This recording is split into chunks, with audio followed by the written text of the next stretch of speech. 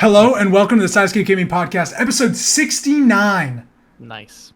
I'm your host, Jake Burke, and joined, as always, by James St. Charles, and our third rotating chair, the ever-turning guest, our only guest, Ted Libby. Ted is the guest of this show for probably 30 episodes, 20? There have been other guests, I hope. There have, actually. There have been. Yeah, we've had Parker, we've had Gunnar. The cream of the crop news journalism, only here at Thesideescape. How do you boys feel about 69? It's a milestone. It's huge. I'm huge. high. It's probably the biggest milestone. I'm really high. Yeah. You look high. We took an agreement. We all are not wearing pants for this. We are all naked from the waist down. Yep.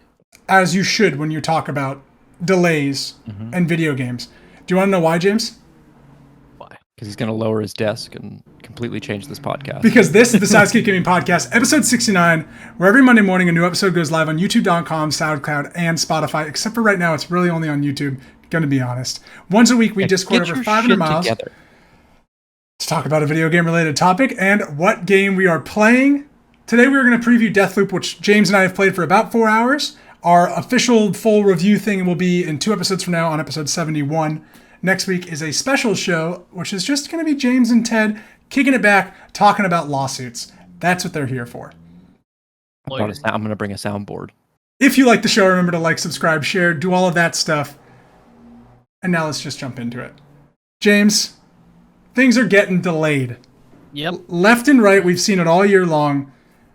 But then a game that you've actually waited now for 2 years has been delayed again. Quite a big delay too. Dying Light has been delayed from this December to February 4th, 2022. Are you worried about Dying Light Stay Human? I mean, with all the trailers and stuff we've seen, it looks polished, but we haven't really seen like a full mission or like a full details and interaction. It's been like really like rehearsed stuff. What I'm predicting is there's probably like cyberpunk glitches. And what was funny is that when it got posted, someone like put a yellow background on their delay, which I was just like having a laugh at that. Yeah. Because now it's like before, delays were like good things. We're like, oh shit. Like, yeah, this sucks, but a delay is like, okay, this game's eventually going to be good. It's like, it's like, it was like that old saying, like, everyone remembers a bad game, but no one remembers the delays, like the delays God of War had. But now we see delays, we're like, oh god, Cyberpunk again. We're so worried. Yeah. So, I think it's okay, but until we see like more gameplay and see how close it is, then I'd be curious. Because man, they really like were selling this like really high, like marketing wise. Well, and that's scary because that's like Cyberpunk. The thing that kind of worries me with this delay in particular is that this game was supposed to come out in February of 2020, right? Was it 2020 or was it 2019? I don't remember. But either way, it was delayed for like a whole year where like they didn't even talk about it. Yeah. It was just like off the radar and people were like, is it canceled? Is it real? What's happening to this game? The director left, right? Or someone like... Yeah, and they revamped a bunch of stuff. Yeah. And they were like, they made the game, they're like, oh wait, we haven't really like made the game. Like, found the fun. Yeah, that was like the article. I am concerned that this game still hasn't found that. Could be. And that's kind of what my gut reaction to this delay is. Like, maybe there is some gameplay polish that needs to go in to make it more fun. I'm curious if that's kind of what it is, because at this point, like, if it's just bugs, that's interesting too. But 2 months for just that, I think, is kind of interesting, rather than a day one patch or something. Or I don't know. That's kind of my gut feeling. A month. Yeah. Yeah. Ted, do you have any thoughts on Dying Light Stay Human? I want to be pessimistic, but only to piss off James. Okay, that's fine. But now he's talking about Cyberpunk, and it's all ruined. So one of my favorite things when this delay came out, I looked at our episode from last year that was like our most anticipated games of 2021. Yeah. And the only game that was on the like, what's it called? Thumbnail that I made. The only game that hasn't been delayed out of 2021 is Deathloop. Everything else has been delayed to 2022. That's actually bad when you think about it. Yeah, I think it's bad, but also it makes sense with the state of how games are being made right now remotely, and that's a lot of pivoting to then go straight remote and working as a team. So I think you're going to see a lot of that kind of. How many studios are doing full remote? Like I know some are really successful doing full remote, and the others are just like struggling. So I saw Santa Monica looked like it was full remote when they were doing like the after. So I got to think most studios at this point are remote or half remote or kind of similar how all offices are, right? Yeah. Like unless you're physically building most something. offices in like California, I swear, like are not above 50% unless it's like manufacturing or something. But yeah, I'm curious because to me as like a consumer or even a top exec, it's like, okay, we're doing all these delays. That's a big financial crush, especially when you're maintaining a building, but you also have to maintain your employees. And also like there has to be like a big security risk too with having the employees like handling this IP like from their homes. So I'm curious how they're handling that, but That'd be anyways, fascinating, yeah. The delays are understandable, but could be worrying. Yeah, I would say for Dying Light 2, there's a little worry. The next delay, I don't think I'm as worried about. Battlefield 2049 was delayed to November 19th, 2021, pushing out the release date from almost a month from October 22nd, 2020. Nope, October 22nd. There you go. A lot of 2020s and 2022s flying around. October 22nd. So it was delayed less than a month. And they said in their post that it was basically all about bugs. Yep, and bugs. That makes a lot of sense. It's a beefy game, so to even just push it only a month is kind of incredible. Now, you were also saying something, though, when you texted us about this, that maybe there's also a secondary reason they delayed this game, James. Yeah, it looking at October 2021 release date, there's just so many anticipated games coming out. And you have Metroid, you have Back 4 Blood, which I guarantee like everyone's going to be like on that. Yep. And that's taking a lot of, consumers from buying a Battlefield game. And I believe this was going to be 70 on. Yes. This game is 70 at launch. Yeah, so they definitely chose an opportune, like, kind of like, hey, we're going to work on glitches. But also, it's like, you look at November and you got like Shin Megami Tensei 5 or something like that, like coming out. You got like nothing. So the only thing you have in November that is 2 weeks before is Call of Duty Vanguard, which is November 5th. So that's the only thing you have. And I mean, I'm really not excited for Vanguard at all. Yeah, I feel like people in 2 weeks, people will be like, Vanguard. Yeah. I'm more excited for like the Warzone aspect of Vanguard.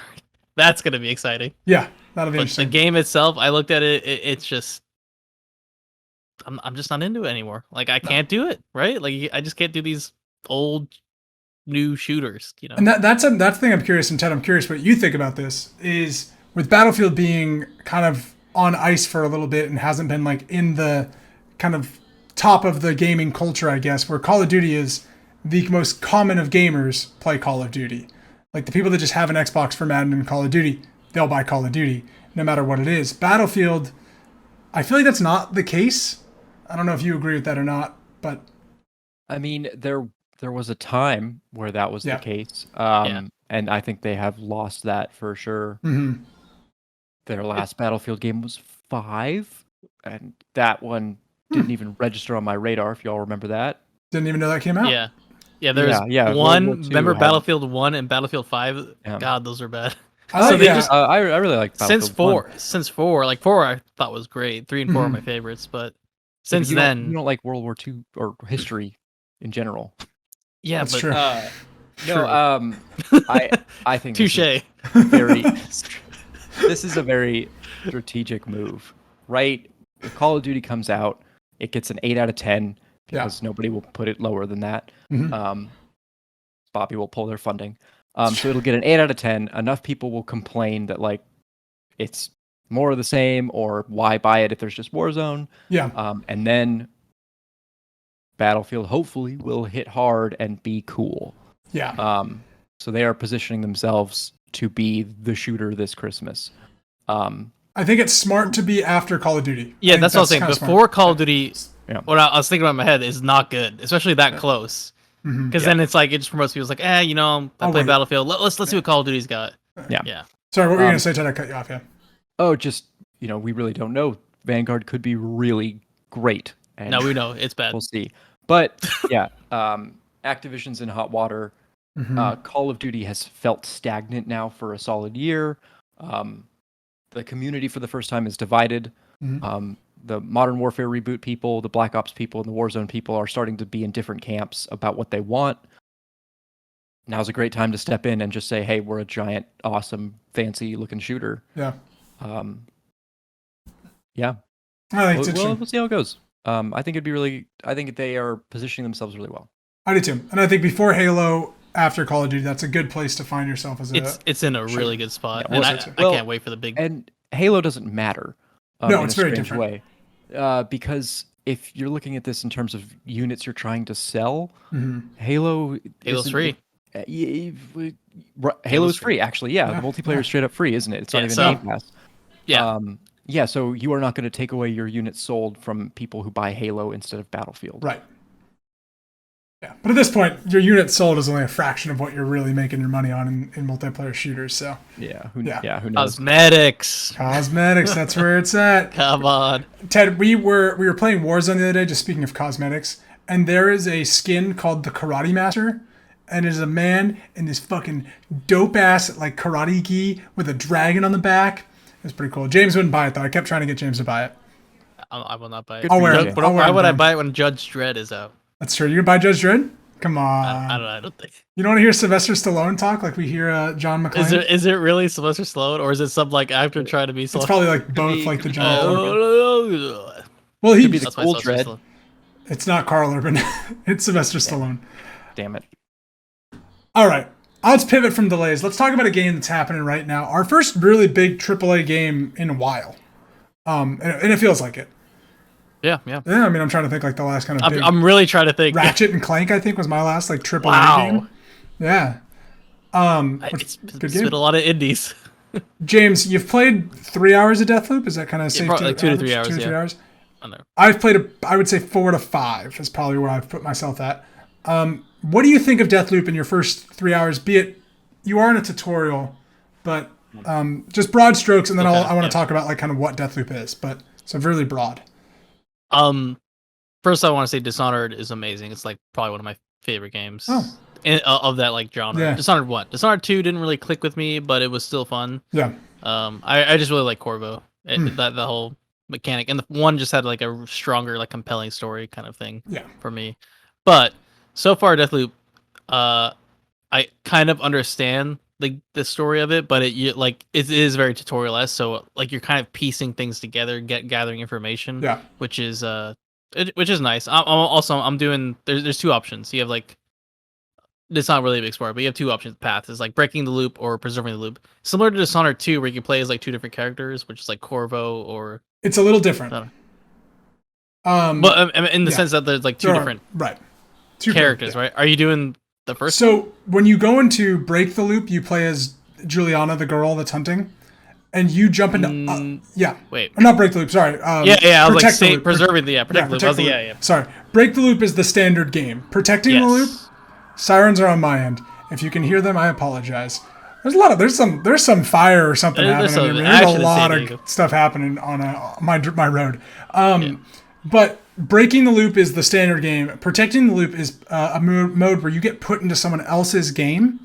That's the okay. And try to stop them. Yeah. So it's like it's a more mini mode, but we'll talk about that more later. Yeah, I haven't gotten to that, but I know there's like that multiplayer, like kind of Dark Souls aspect where you can invade. Mm-hmm. Yeah, I've not gotten to that point yet, but okay. I guess more going into like the gameplay of it. I just keep wanting to reflect Dishonored because again, that's like kind of like that's very their fair. forte. Yeah.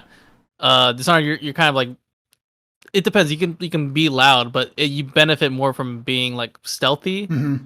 And I'm like a stealth kind of person. Okay. Like I'll try my best to not go loud unless I need to. Mm-hmm. So I picked up, I can't remember the gun, but it's basically like a sniper. It's like a single shot, like gun, and it one shots. I think you know it's it's like a rifle. Yeah.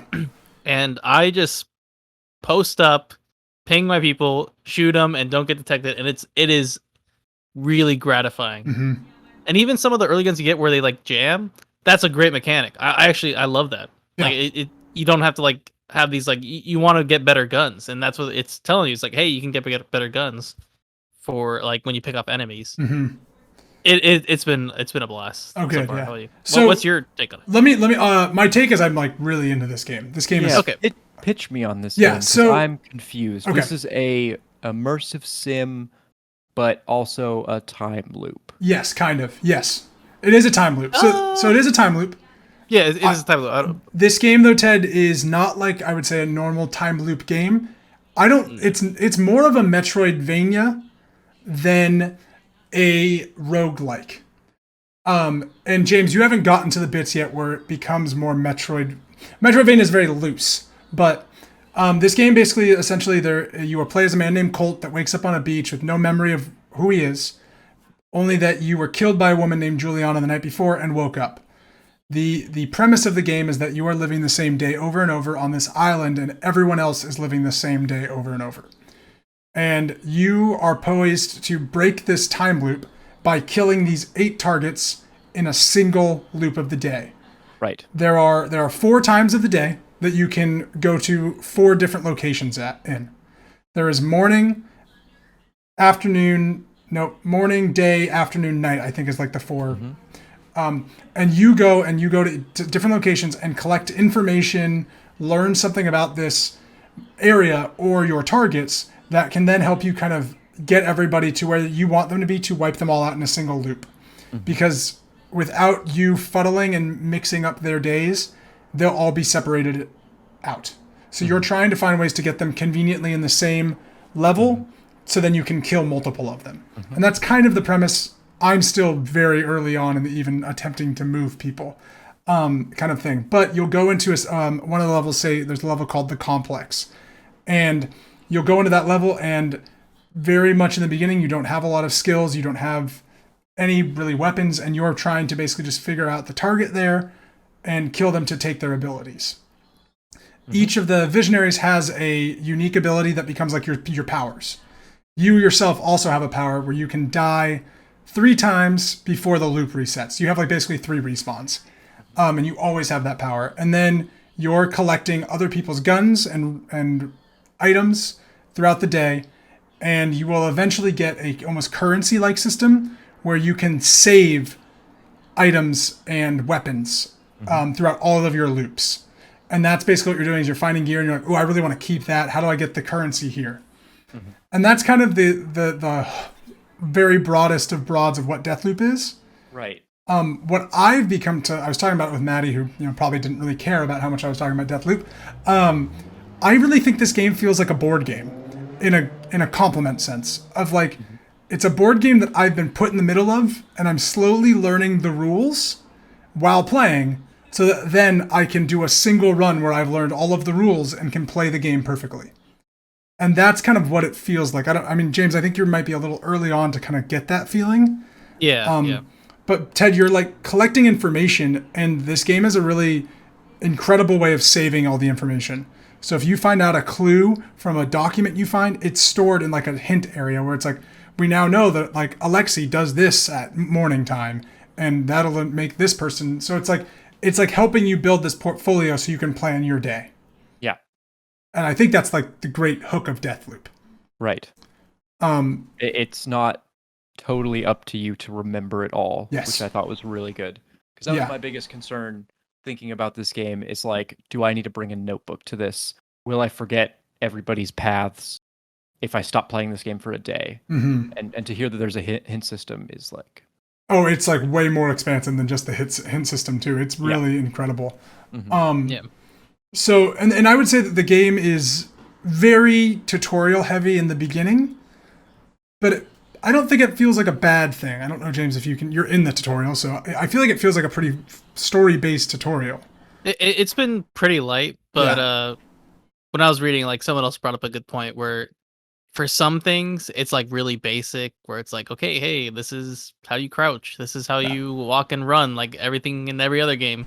But then it's like, okay, this is how you get this item, and this is how this is used. And then it's like, okay, wait a second, hold up. Let me understand. Like, what do I equip this, and then I click this, and then this goes on my gun, and then so it's there some is a stuff learning that needs curve. to like slow down a bit. But if I think I would rather it be lighter than over tutorial heavy. So when I've been playing like some of these missions, it's like barely anything. Like Yeah. I'm just like, okay, cool. I'm doing my own thing. It's letting me like go where I want to go. It's not like, hey, maybe you should go here. And even how they do the hints, I guess we haven't brought this up. It's like words, and it reminds me of God, is it Vanishing of Ethan Carter? Like there's one of those games where it's like has those kind of like word hints in the level. It's What Remains of Edith Finch. What Remains of Edith Finch? Yeah. So yeah, Ted, you'll be walking around a level, and Colt, your main player, is I would say kind of going crazy a little bit as well, where he starts to see like a narration of words across like certain things that will kind of give you hints about like what to do, or like.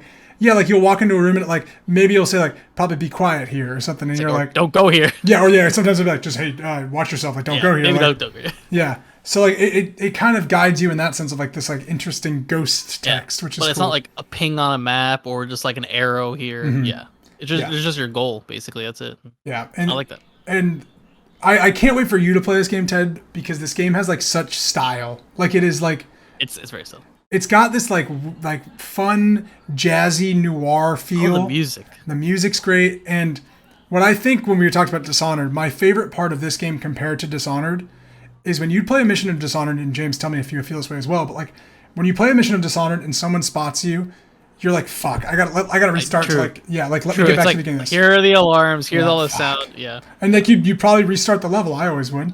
Where this game doesn't give you the sense of fuck. It gives you the sense of like, fuck it, let's go. And like someone spots you, and you're like, all right, I'm in. Like I'll fucking take you all down. And that just feels so good. Like it feels how the character would feel in that situation, and it nails that tone so much of like, fuck it, let's go. Okay. Yeah. So many times it's just like, all right, I'm just gonna camp in this corner, and you're gonna have to come at me with all my guns.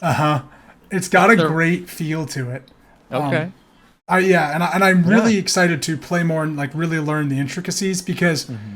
For instance, they've shown this in a trailer, so it's not really a spoiler. But what I've just done is I tampered with someone's device that they if their experiment succeeds, they're going to stay and revel in the fact that they succeeded at this experiment.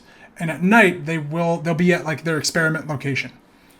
I have then discovered that if I tamper with their experiment, they will then go to a party instead because their experiment failed and they want to forget about it. So that they go to a party with a visionary. So then there's now two of these visionaries, these targets, in the same location.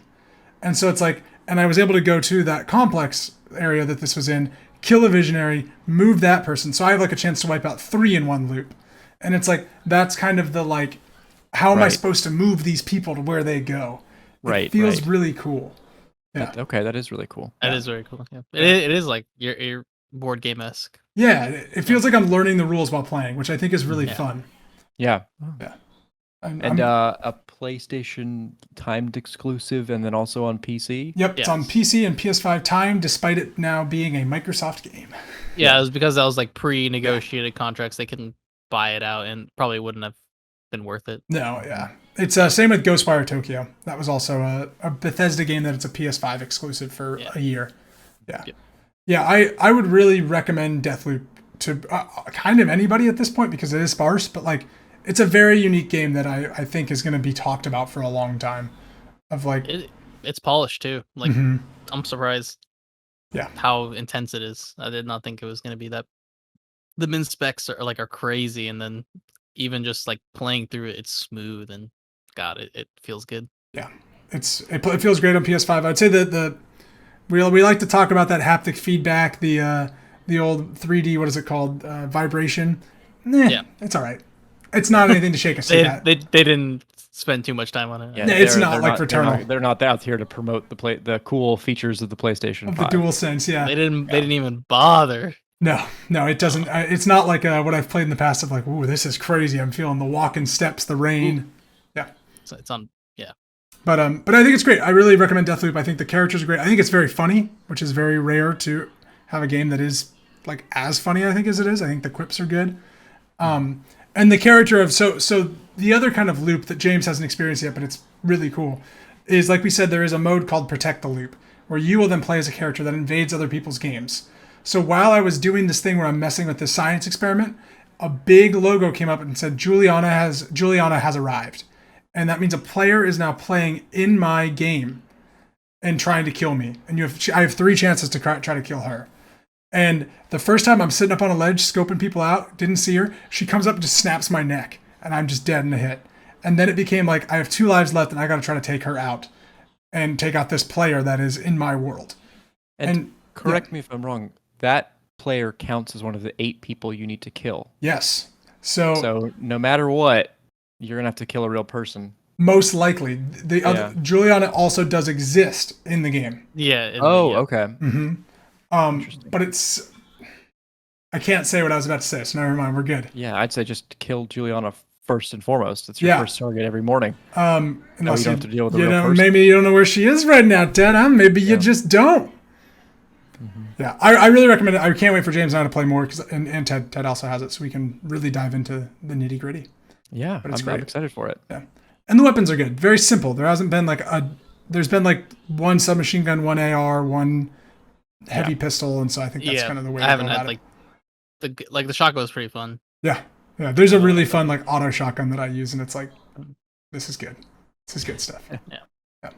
All right. This might be our quickest episode of the Side Escape Gaming Podcast. But before we go, I want to know anything else you've been playing or anything else you want to talk about that is kind of to wrap up our show. Before we go, Ted, do you have anything to say? Yes. Okay. I'd love to hear it. Yeah. Our house has gotten deep into Slime Rancher. You guys, it's bad. We're still onto it. I know. We talked about the ranch is growing. All right. The ranch is growing. Update us on the slimes, Ted. So there's been chaos at the farm. Oh no. Is it co-op? Yeah. I've actually not played. It's not, okay. This one is not co-op. Sequel, who knows? I hope so.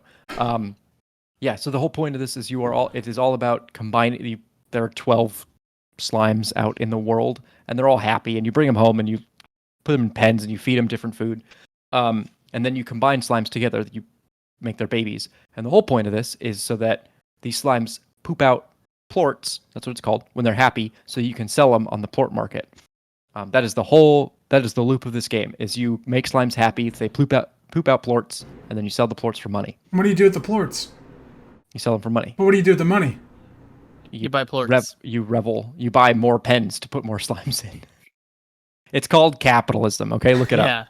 Money comes in, money goes out. You need to keep the money flowing. You know, you got to keep. I have cows to buy more cows to buy more cows. Exactly. Okay. And we have first the patty dollars, and then we get it back. Just keep the money flowing. Yeah, exactly. I'm writing a book about how capitalism and Slime Rancher are just intertwined. But yeah, we've gotten really into the nitty gritty of like making the most efficient, like food to plort to money ratio. That way I could really just grind this out. I'm trying to beat this game. It's super stupid. Is there an end? I think so. No, I have not found all of the slimes. So you're playing like Minecraft trying to win, and that's not gonna happen. Exactly. I'm so excited. But yeah, we made a slime that was unhappy in his enclosure and started killing everything. And it was a disaster. We lost. I lost 4 out of the 10 like little ranches I have. We lost a lot of good slimes that day. Lost a lot of good slimes. Lost a lot of good income. That was like day 30. I played this game a lot, and so now we've got to rebuild the farm, but we can do it even more efficiently and find the perfect combination, and that way we can farm. You can get more plops or whatever you call them. Plorts. Plorts. Sorry, yeah. What a normal word. Plorts. Yeah, it's a plort. Yes. Yeah. Slimes poop out plorts. Right. Okay. Yep. That makes no sense. sense. Sell the plorts for money. Nice. And then the money buys more slimes, and the cycle repeats. Mm-hmm. Exactly. Right. And then the slimes, do they die? Do they age? Do they wither? No, they just get disgruntled when they're not happy. When you feed them either the food they don't like or there's not enough toys in the pen. Do you gotta kill the slimes at any point? Yes, you kill the slimes a lot. It's murderous. Okay. There's been a lot of times where we decide this slime isn't efficient enough. Right. And so he needs to die. And that either means, it used to mean we throw him off a cliff. But now we've got an incinerator, so we just throw them in the incinerator. You run a fucked up farm. Jesus Christ. Wow. Yeah, it's pretty bad. Slaughterhouse. It's kind of a slaughterhouse. Slaughter ranch. So and we're getting to a point now where like if you're a less efficient slime, like step up your fucking pace, yeah, we're coming for you. Yeah. Your plort count's not high enough. Your dinner.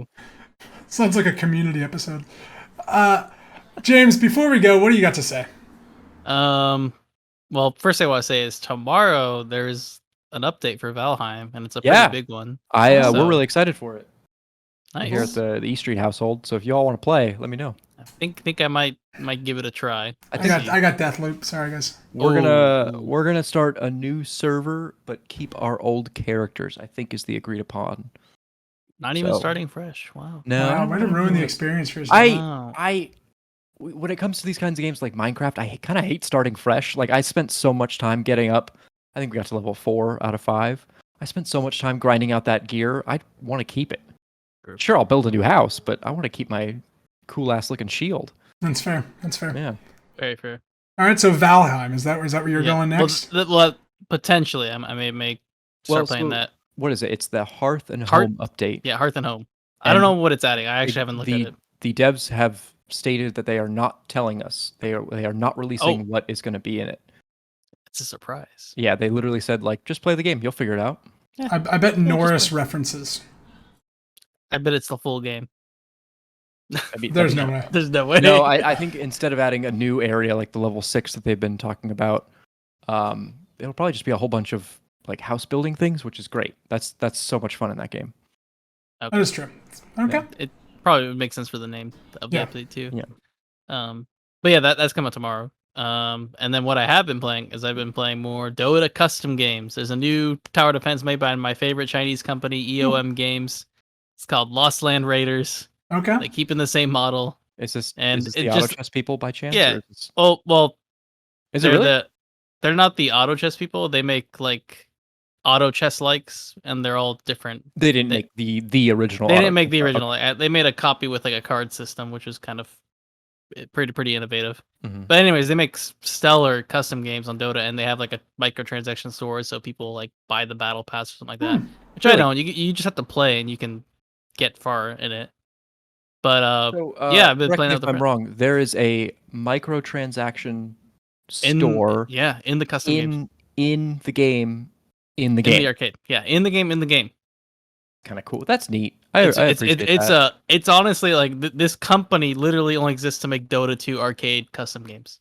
That's cool. And they made like 3 or 4, and they're all popular. Yeah. And this latest one is really fun. Like I've had some fun with some friends, and if Dota 2 can run on anything, then the game you make can run on anything. That's a perfect plan. Yeah. But if you've ever, I don't know, you guys probably haven't played Bloons, but Bloons is very popular. That's like probably the most popular tower defense game out there. But it's just a better Bloons. Bloons. That's good because I don't like Bloons. Yeah, you hate Bloons too, Ted? I hate Bloons. They're so dumb. Bloons TD, I just think is a bad tower defense game. I thought you were talking about normal balloons. No, Bloons is the name of this tower defense game. Oh, that's my bad. I thought we were talking about balloons. Am I crazy? It's Bloons, yeah. BLOONS. Yeah, you shoot balloons. It's stupid. Anyways, it's like one of those. It's like a $2 game, and everyone like loves it. But if you want a quality game, you get on your Dota 2. You get that arcade custom, and it's fun. Right. There's good sync. There's good I'm so happy that's happening, but I'm so disappointed that it's Dota. Yeah. Very conflicted. Yeah. True, but Dota has money. It's true. They do. If that's one thing Riot has, it's money. Right? Don't they make Dota? Yeah. Yeah. He's egging you on. Don't listen to him. I was like, there's like this chart that they released of like the top like esports prizes of all the games. Dota 2 has almost 500 million more than any other game below it. Holy shit. It is a big cash cow. It's crowdfunded. So it's crowdfunded. And Riot also has crowdfunding, but they don't have shit to buy. You literally just buy skins. Whereas Dota has like so many little things besides the skins. Like a hat. You get a hat for your hero. So many more things. Who makes League of Legends? Riot? Wait, I thought... What? Oh, Jake was not memeing. No, I thought Riot made Dota. They don't. They make League. Oh my god. Okay. Yeah, cool. Riot makes I've never League. played any of these. Valve makes Dota. Valve makes Dota. Oh. Guys, you learn something new on the Side Escape Gaming podcast every day. Disappointed in you. I'm sorry, guys. Come on. You're right. We'll edit this part out. I'll just like bleep out what I said, and then people will be confused. Be smart. Yes. Yeah. Be smart. You're like, Valve makes Dota. It's like, yes. Yeah, of course. I knew that. I've known it for years. Yeah. Have B-roll of you saying Valve and League of Legends, and then you'll just edit that right over. Just swap it out. Yeah, it's like very clear what I've said. Yeah. Well, yeah, I really thought you were memeing me there. No, I'm sorry. My bad, guys. I'll get better. Exactly. I got the B-roll for you. Exactly, Jake. You nailed it on the first try, and then you can just Edit that right in the end, Edit. and then you're good to go. You're right. I've always known that Valve makes Dota because this is the Side Escape Gaming Podcast. We thank you so much for watching. Episode 69, boys. Pull up your pants. We did it. We did it. We did it. Ugh. All right. Thank you so much for watching our 69 episodes. And we will see you next week. But I won't. Just they will. For the Side Escape Gaming Podcast episode. How to do a 69.